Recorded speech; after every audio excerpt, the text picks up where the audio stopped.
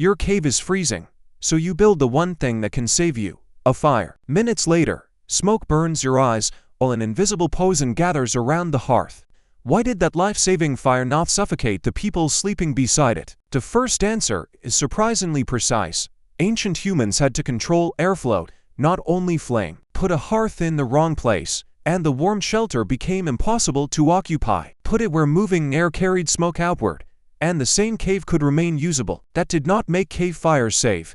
It made their danger manageable for a while. Fire offered too much to abandon: warmth, light, cooked food, predator protection, and longer working hours after sunset. Its smoke could repel biting insects, preserve valuable food, cure hides, and alter materials used for tools.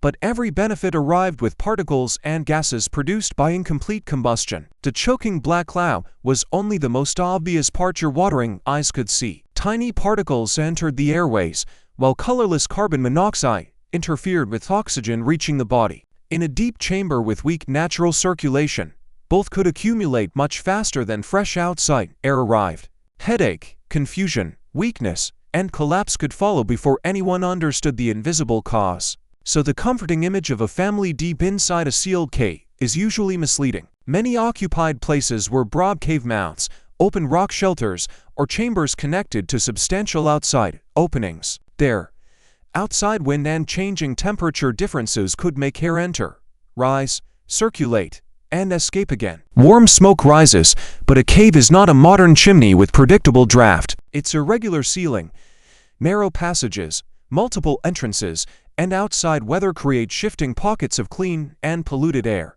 Researchers now model these currents and test them with controlled fires, sensitive sensors, visible smoke, and cave measurements. Their result is not one perfect hearth position that works in every shelter. It is a changing map of compromises between warmth, useful light, usable floor space, and reasonably breathable air. A fire near an opening might vent well but lose heat to wind. Move it deeper, and warmth improves while smoke may collect above the living area. Shift it sideways, and one current may clear smoke while another pushes it toward sleepers. At Paleolithic Tito Bustillo Cave in Spain, experiments made this puzzle measurable. Researchers examined documented hearths, possible ancient cave entrances, seasonal temperatures, combustion gases, and measured air movement. Some tested configurations could not support continuous active human presence because dangerous pollution accumulated far too quickly. One proposed entrance and seasonal setting made occupation near the hearths more plausible. The surviving stone arrangement alone was not the solution. The entire cave breathed as one connected system. Season mattered because inside and outside temperatures helped determine the direction and strength of airflow. A position that vented smoke in winter might behave differently during warmer weather. Available fuel mattered too. Dry wood, damp wood, bone, dung, and varied plant material all burned differently. A bright flaming fire, a glowing bed, and a smoking fire produce different heat and particle loads. Modern controlled experiments with plausible prehistoric fuels find remarkably large differences in dangerous fine particle exposure. This means ancient fire knowledge probably included behavior learned by watching, coughing, and adjusting. Feed the fire too fast, and smoke thickens. Use damp fuel, and eyes begin protesting. Move closer for heat, and exposure rises. Sit lower, and conditions may improve or worsen. Move toward open space, reduce fuel, shift the hearth, or simply leave until the air clears. None requires knowing the chemistry of carbon monoxide. Bodies provide immediate, imperfect warning signals, yet bodies cannot reliably detect every lethal gas, so experience never removed the risk. Archaeology preserves physical hints that repeated exposure was real, not merely an imagined modern laboratory concern. At Kesson Cave in Israel, microscopic charcoal became trapped in ancient human dental calculus. Some particles may have arrived on roasted food, but their size also supports smoke inhalation. Layered sediments and burned animal remains show repeated fire use around a central hearth there. At other sites, soot, ash, altered sediments, and combustion chemicals record fires after flames vanished. These silent traces cannot tell us who coughed, who hurried outside, or how long anyone remained.